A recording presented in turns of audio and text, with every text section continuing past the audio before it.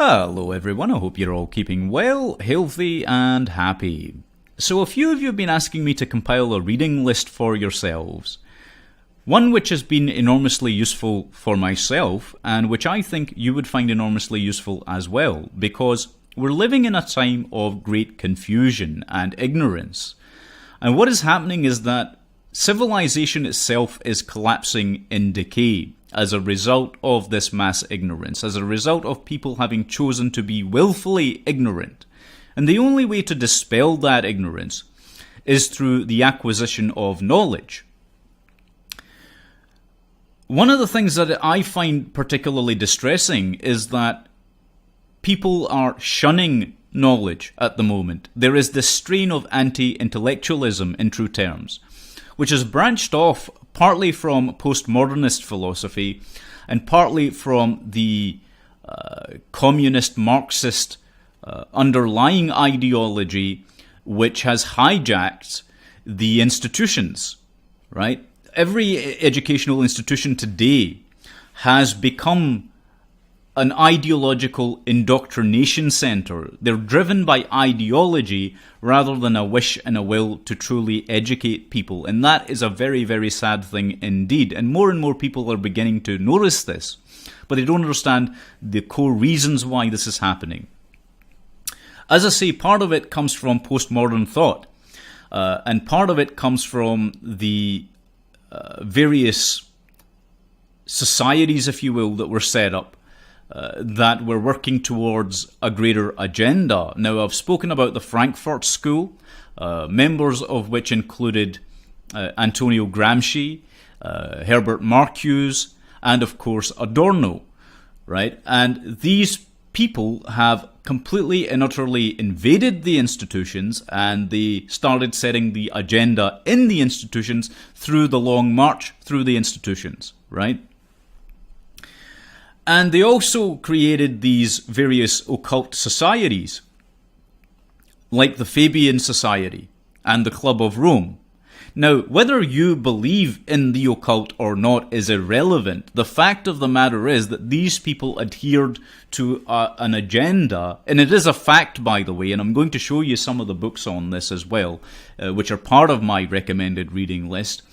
But it was driven by an ideological agenda from the get-go, and it stemmed from the thoughts of a madman, essentially, some 150 years ago, called Francois Fourier.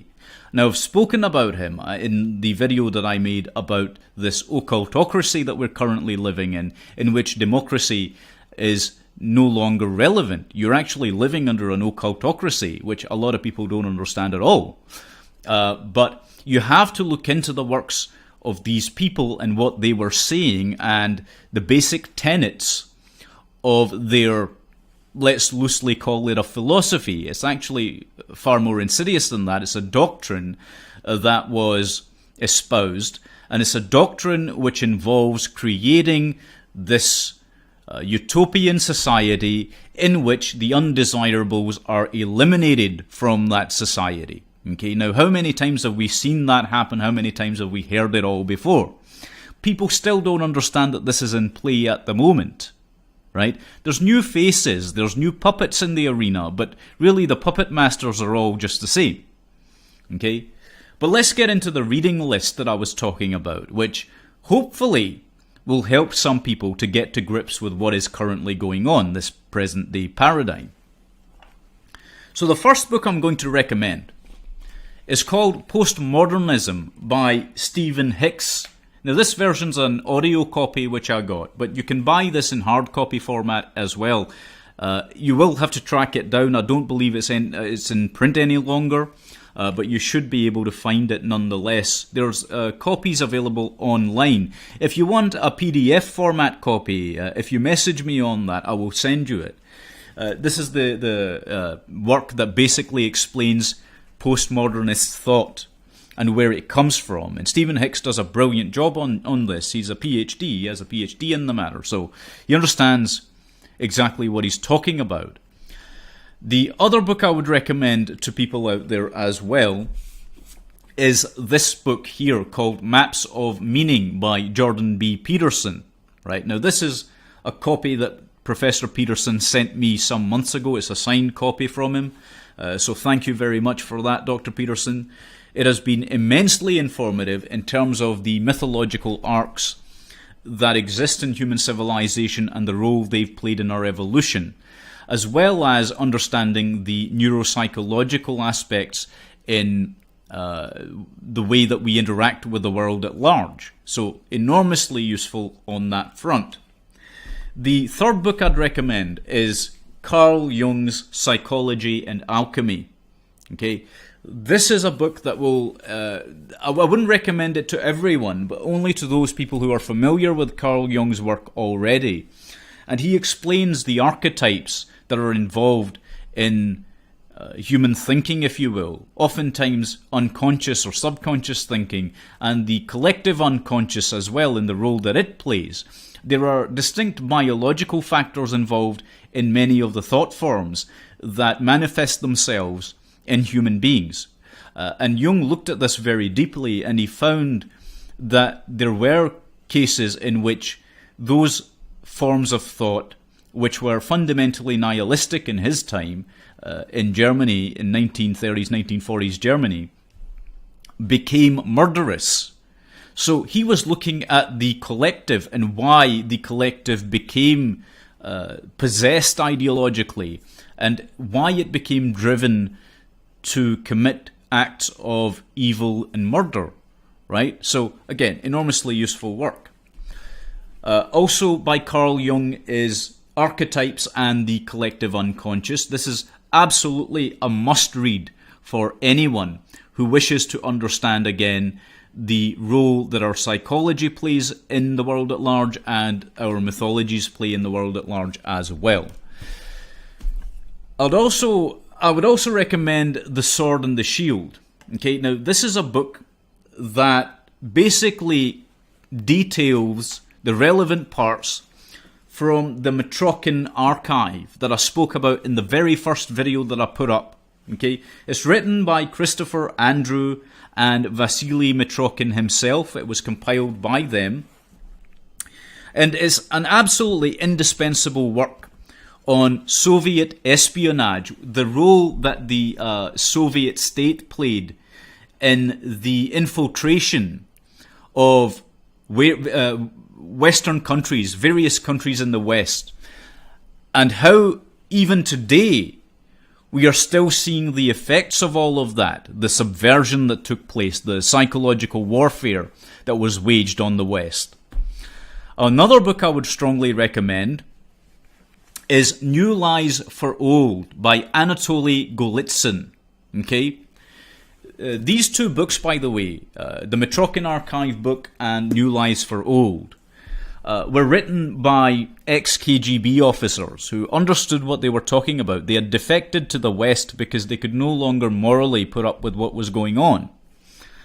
And Golitsyn details the communist strategy of deception and the methods of disinformation which were used to gain control and gain a foothold in various countries that stood in direct opposition to communist thought. Okay? This book also you will need to have in your archive. Okay? This is Disinformation. The book is called Disinformation. It was written by Ion Mihai Pachepa, who I spoke about in the video I did on communism, the resurgence of communism, and the New World Order. Okay? Believe me, the New World Order is very, very real. It's a very real phenomenon. And if you look into it deep enough, you will see where it branched off from. You will see exactly what it is. It is communist doctrine. That's what it fundamentally is. Okay? And it does go back to the works of Francois Fourier during the French Revolution, who I spoke about. Okay? These occult societies, like the Fabian Society, like the Club of Rome, have been absolutely responsible for the decimation and destruction of Western civilization as we're seeing it today. Okay? But Disinformation, this is written by Pachepa. He was a former spy chief in communist in the communist bloc. And it details the secret strategies which were used not only by the KGB and GRU, but the various groups that were around then to infiltrate the West, to actually implement the precise plans that were drawn up by the Frankfurt School, okay, by Gramsci, by all these various people, and fundamentally at the core of it by Fourier and Babeuf, who later gave rise to Marx and his work, and Engels, and then eventually Hitler himself. Okay, so the Nazi Party's ideologies, the Communist Party in the Soviet Union, their ideologies, all stemmed off from this branch of nihilistic thought form, right? Which was that the undesirables must be eliminated. And if you read these works, you'll begin to understand what is going on in the modern day, in modern times. Okay? Another book I'm going to recommend to you is National Security Cinema.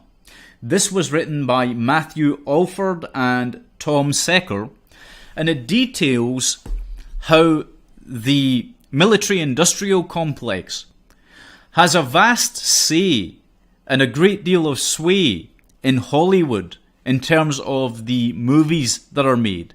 Many of the narratives that are constructed by Hollywood are done and they're created so that their own insidious form of thought can be perpetuated. And much of that relies on the same ideas as the Soviet Union, by the way. Okay? To understand this, you first have to understand, as I've talked about many times, that the State Department itself in the United States was completely infiltrated by communist spies. Okay, now I'm not suggesting people go out there and start seeing communists everywhere, right? What I'm trying to explain to you is that the fundamental branches of government were taken over a long time ago, and they began implementing their own agendas through those. And I've spoken about this many, many times through many of my videos, right?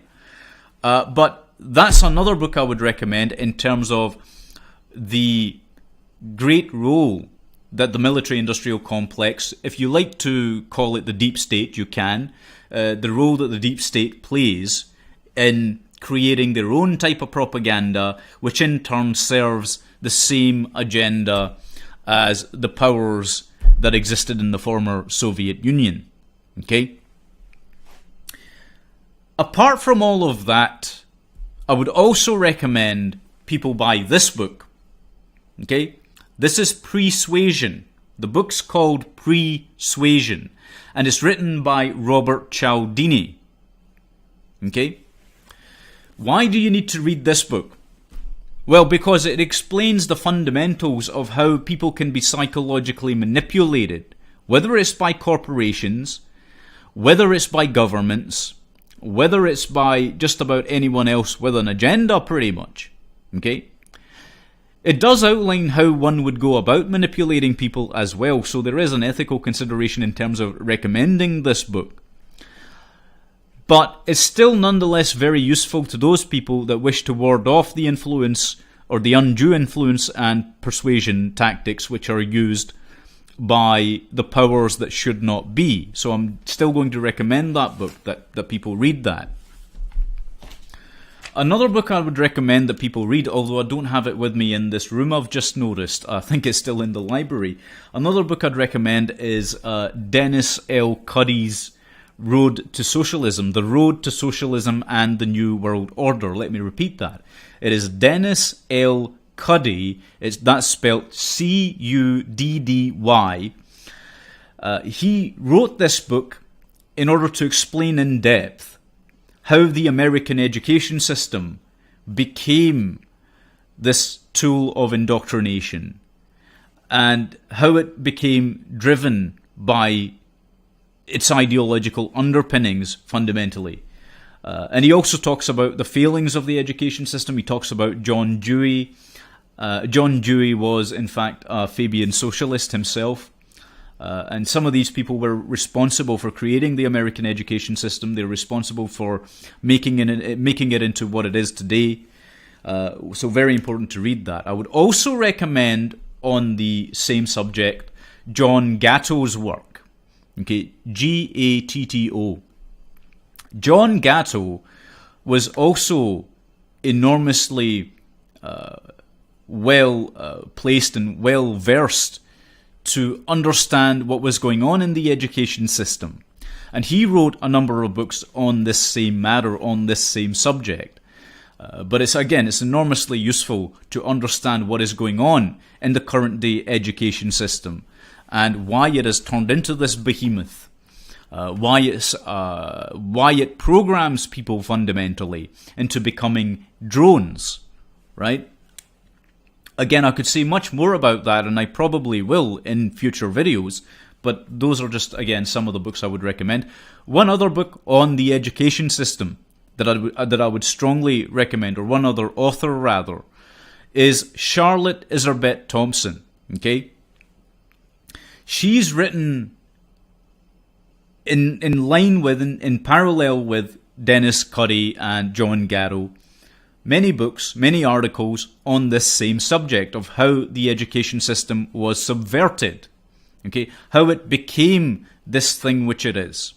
And again, I would recommend her work to people as well. So these three people who were very much involved in the education system, they were either teachers or they were on boards, education boards and so on. They all understood what was happening and they tried to warn the public. But not enough people read their work. Okay? On the subject of Soviet subversion, before I forget, another book I would recommend, and I've been recommending this to people on other social media platforms, is Putin's Kleptocracy. Okay? Putin, as in President Putin, right? Putin's Kleptocracy by Karen Dawishaw. Okay, that's Dawisha. You must read this book in order to understand, because it ties in with Golitsyn's work, because it explains to people the fact that the Soviet Union, when it went into its period of downfall, how it never truly converted to capitalism, right? How it maintained the structures and foundations of communist belief within the government structures, and how the oligarchies which operate in the Russian Federation today are hoping to re-establish another Soviet Union, a far greater Soviet Union, if you will. Okay? So that's another book I'd recommend by Karen Dawishaw. It's called Putin's Kleptocracy. Other books I would recommend include Alexander Solzhenitsyn's Gulag Archipelago. Obviously, Professor Peterson and others have recommended this to many people as well, so I would do the same thing. Please do read that.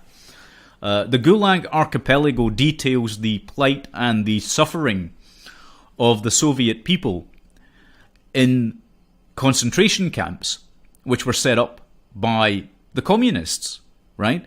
So that's necessary to read in order to understand what the end result fundamentally of communism is, of socialism is, of this postmodernist neo-Marxist thought form is. Okay, it ends in mass killings. It has always ended in mass killings, and there's no getting around that. Right? Although in the modern time, because of ignorance, because history has been jumbled up and it's being the school systems are teaching things that are plain wrong, what is happening is that people are being indoctrinated into believing communism is wonderful, socialism is wonderful. I'm not really sure why they believe these things, but they do. But it's very easy to convince people of that if you eradicate history completely and utterly. So I would recommend people do read Solzhenitsyn's Gulag Archipelago. On a subject slightly related to this, as another recommendation, which looks into the psychology of people, which ties into the works by Carl Jung and Professor Peterson's work as well to a great extent, is Fyodor Dostoevsky's Crime and Punishment.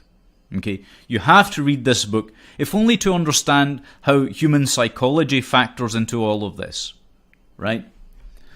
So those are my primary recommendations as a basic reading list. I would also recommend Baruch Spinoza's work, okay, particularly his work on ethics, because these were some of the foremost thinkers that were around. He was a materialist, but he does a great job of distilling the importance of ethics and where ethical frameworks come from and why they're necessary. He was very, very pro-natural law. Okay, so Spinoza's work, that's Spinoza, right? Do look up his work. I would also recommend all the Greek philosophers as well. I mean, there's so many works I could recommend here, to be honest with you, so it's going to be quite a list, but Aristotle's work on the Trivium is enormously useful. I would also strongly recommend Aristotle's book on rhetoric, which, similar to Cialdini, talks about persuasion and how to best persuade people via rhetoric, but also details what has to come before rhetoric. So the Trivium, grammar, logic, and rhetoric, Aristotle wrote about them quite extensively. So please do read those works. Don't miss those out. Some of you have also been asking me to recommend various occult works as well. And I will do this in this video also, so that you have a better understanding of what the agenda actually is and where it comes from. Okay? And I wouldn't recommend these books lightly unless you've actually studied the occult in depth, right? And there's a reason why I wouldn't fully recommend these, because it's all too easy to descend into this mode of thinking via these works that you've attained ultimate wisdom, okay? Because they're presented in these ways. Many of these New Age works that have been written in modern times are designed to do exactly that, to make you believe you are fundamentally a god, right? Not that there's anything wrong with that theologically per se. The problem is, in those kind of belief systems, in what later became postmodernist thought actually, right, that you are the only thing that you can verify, i.e. solipsism, right? The problem with that mode of thinking is that it leads to absolute contempt for all humanity and a fundamental intellectual arrogance in people, which ends up becoming self-destructive. Okay, so that's the warning I will give before I recommend these works, right? But they are important to read nonetheless. So the first work I would suggest people read is The History of Magic, right, by Eliphas Levi. Now, when you say magic, people immediately think of spells and voodoo and crazy things like this. But actually what Levi was detailing in this book and other books as well was how to manipulate groups of people and how to manipulate thought and the ways in which philosophy might serve the purpose of doing so. Okay? And he also details the Kabbalistic belief systems, both the positive and the negative, and the ideology that basically gave rise to, birthed this insidious form of nihilistic thought. Okay, this self-destructive bent, this bent for destruction that particularly solipsists are given to. Because what happens is, people who are solipsistic not only have contempt for all other people, they actually end up with a contempt for themselves. They decry their own existence because they've ceased to have a purpose. See, their false belief that they have gained ultimate wisdom leads to them no longer having anything further to pursue. And that's an incredibly dangerous place to be, which is why they become murderous ultimately as well. But Eliphas Levi's work is very important. It plays a great role in understanding what happened and why it's happening and how all this New Age garbage that's being pumped out there came to be. Okay? As I say, it comes from the negative aspects of Kabbalistic thought. On a related note, this is a copy of MacGregor Mather's The Kabbalah Unveiled. Okay? And I strongly recommend this to anyone who wants to understand Kabbalistic belief. Okay, the philosophies of the Kabbalah. Because they're used in Freemasonry. They're used in occult societies even today. They're used in satanic belief systems as well. They're also used in positive ways in Hermetic philosophy. It's not that they're evil or anything along those lines, so please snap out of that form of thinking, right? Because it's not necessarily dualistic as you might believe. It's not black and white. There are aspects to the Kabbalah which are enormously useful, and there are aspects in the Kabbalah, what is known as the Qlipothic realm, which are enormously destructive. Now, I've explained this in my detailed video on the occult, which I uploaded some time ago. But to gain more insight into this, I would recommend these works. This is also useful. Okay. This is the Transcendental Magic, its Doctrine and Ritual, that was written by Eliphas Levi. And that explains the fundamentals of these various secret societies and their beliefs and why they believe the things they do and what it is that they actually believe. Okay? I can't go into all of this here. This is the great problem because it's far more intricate, far more complex, far more in-depth than I have time for here. It would take years to go through all the fundamentally brilliant material in these books. Okay? But they are going to be enormously useful to you in understanding many of the things we're speaking about. This is Magic in Theory and Practice, written by Aleister Crowley. This is basically a beginner's guide to understanding the occult. Okay? How things were shrouded in various symbolic terms, like astrotheology, okay, and the roles and the connections and the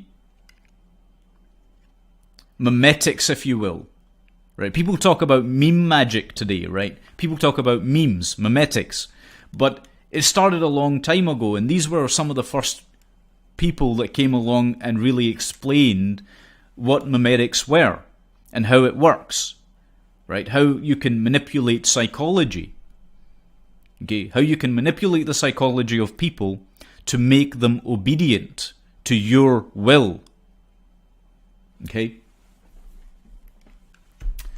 But they also had here's another enormously interesting thing about all of this. They also had a phenomenal understanding of natural law, right? So they also knew that there were immutable, universal moral laws which exist in the universe itself, in this world that we occupy.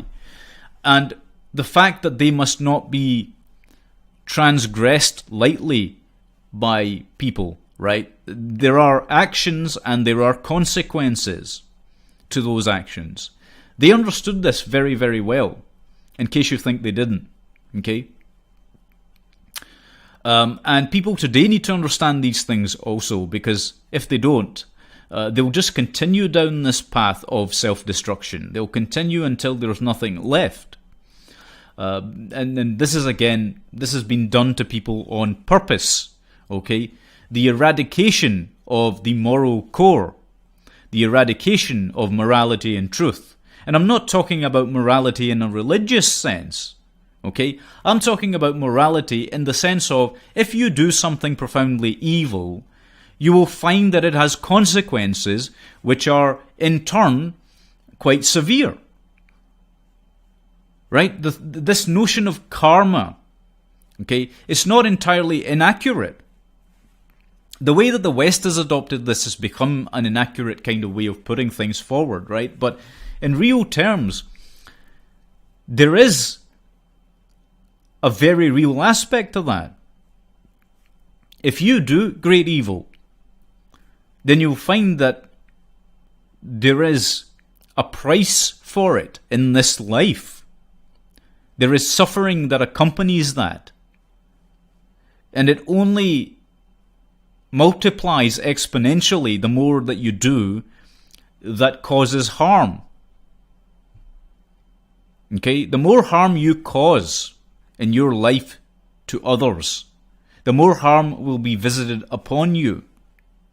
This is what a whole lot of people don't get, right? Because what they've been taught by the people that run the school system, what they've been taught by Fabian socialists, what they've been taught by the Club of Rome and the banking cartels and everyone else that basically runs this entire make-believe world, is that there are no consequences to your actions, so do what you like. Okay? This is what people have been taught wrongly. That you can do whatever you like and there will be no consequences, i.e., you have rights, but you don't have any responsibilities. That's a very, very dangerous thing to teach people. Okay, it's a very dangerous thing to teach people, because if you just do what you like, but you don't understand that you have responsibilities, you'll frequently find that you do things on impulse or out of instinct without considering the consequences of your actions. That's how evil happens. Okay, it's pure impulse. Most people here's the thing, most people don't understand that instinct and impulse, whilst they can be useful for informing your decision-making processes, are utterly useless for making solid life choices. Okay? Because your id, if you will, as Freud put it, okay, your id doesn't understand anything about having a conscience. It doesn't understand anything about what will happen if it carries out its will impulsively, right? Your instincts don't understand any of this stuff, right? Because your instinct comes from your base biological self, your base reptilian brain, if you will, right? The fundamental parts that make you an animal, your animalistic self, has no conception of right and wrong, of moral good and evil. And this is what's been propagated out there. Okay, I'm going into a bit of a rant here, I apologise for that, but it's quite important that people understand that. Now, the final book I'll recommend here in terms of occult works, there's a whole myriad I could recommend, and I've got a whole library of them, but this is the final work I'm going to recommend, which is occult in nature. This is the Opus Mago Kabbalisticum et Theosophicum, right? It's written by Georg von Welling. Okay? Von Welling understood a considerable amount about the occult. He understood a considerable amount about the mystical philosophies that existed in ancient times. He knew properly, I would say, what good and evil was. Okay? And this basic idea, although it was bastardized and distilled over time into the religiousized concept of good and evil, which was actually not entirely correct. But that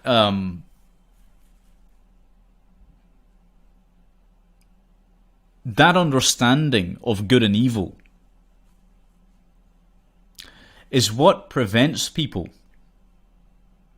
from going out there and massacring others. Okay? That's what prevents you. Because believe it or not, you have the capacity to do great evil. Okay? Everyone has the capacity to do great evil. And this is part of the reason why, by the way, when the Nuremberg trials happened, okay, and you can see this also in a number of psychological experiments which were carried out over the decades, like Milgram's experiment, for example, and others, okay, in which people are all too ready to obey those in authority. Okay, they're all too ready to obey those in authority, in positions of power. Okay, and that can be misused. They can be manipulated very easily into abusing other people. Again, it's that concept of rights without responsibility. Okay, and this is why people end up becoming brutal and evil. That is what evil is. It's to inflict suffering on others without understanding that you are transgressing a boundary in doing that. Okay, it's part of the reason why, I hate to turn this into a bit of a lecture, right? But it's part of the reason why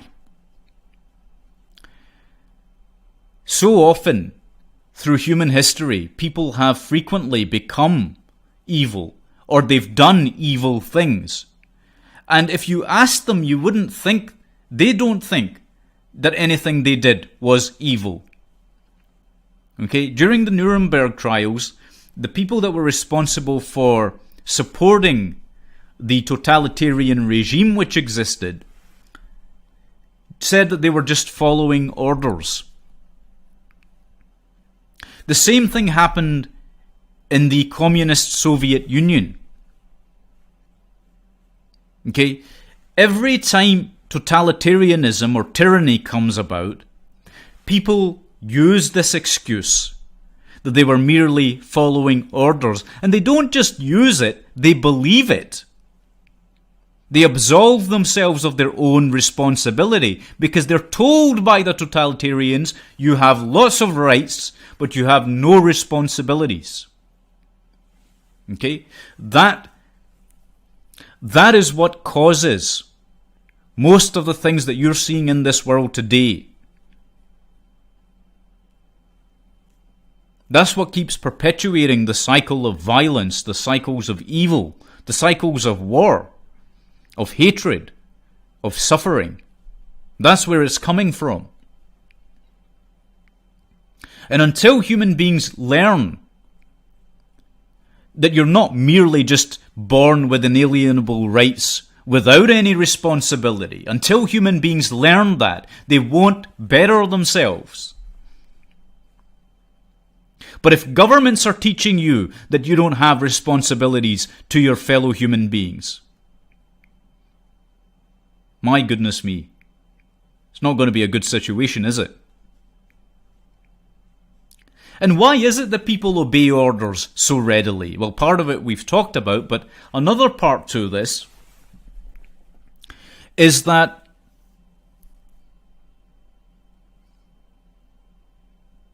they don't understand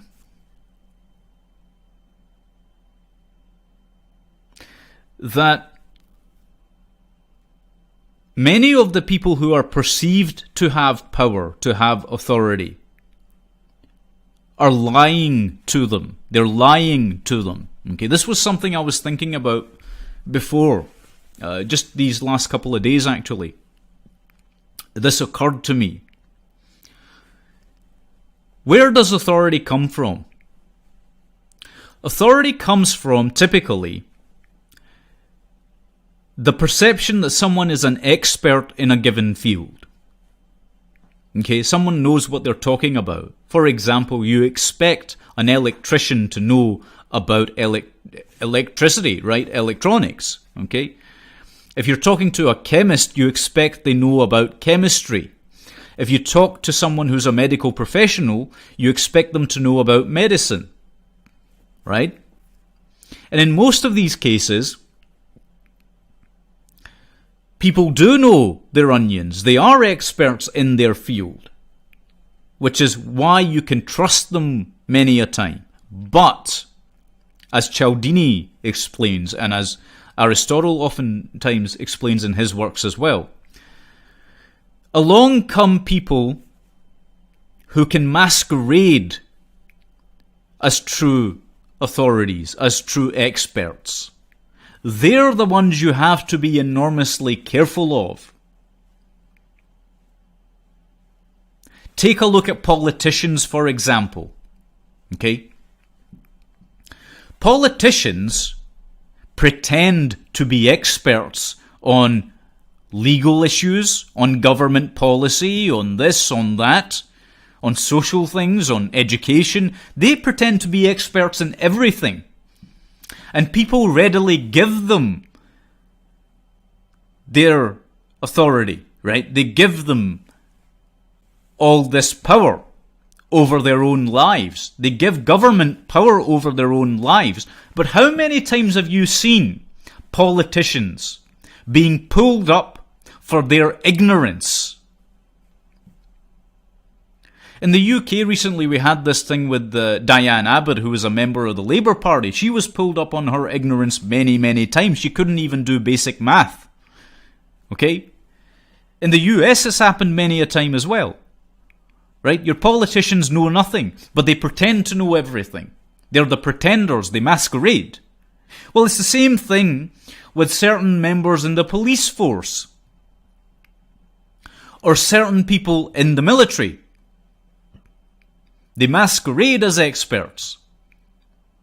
There are certain types of generals, for example, who are armchair generals, who are paper tigers, okay?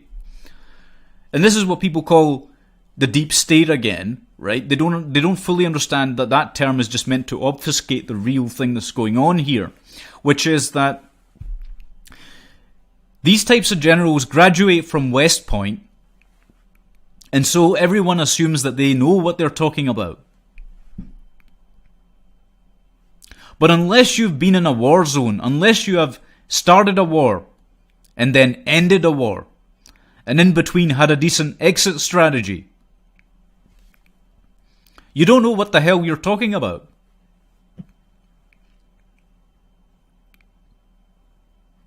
Do you see what I'm saying? There are many people out there who are in positions of power that are masquerading as authorities, and that's what causes the problem, because everyone defers to their judgment. They assume they must be right. What makes you think that they're right? What makes you think that they know what they're talking about? Have you grilled them yourself?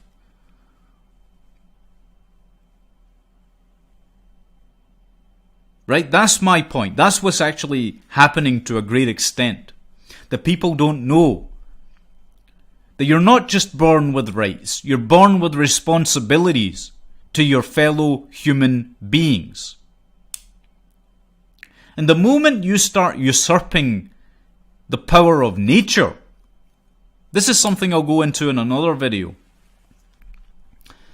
But the moment you start believing yourself to be a god fundamentally, that you feel that you have god-like power to decide who lives and who dies, not only have you become a despot, but you've become evil. You've assumed none of the responsibility that goes along with the rights of being a sentient being, a sapient being. Sorry for going off on a rant like that, guys, right? But I think these are also important things that people need to understand. But those are my basic recommendations for books, by the way, and I'll detail these in the description as well, and I'll maybe put a post up as well with all these books and the names of these books and the authors, so that you can go and read them and that you can hopefully gain something from their work, as I certainly have. But I want to thank you all very, very much for proposing that as a suggestion as well, because it is useful to other viewers out there also, I think. So thank you very much. Take good care of yourselves, and God bless you all.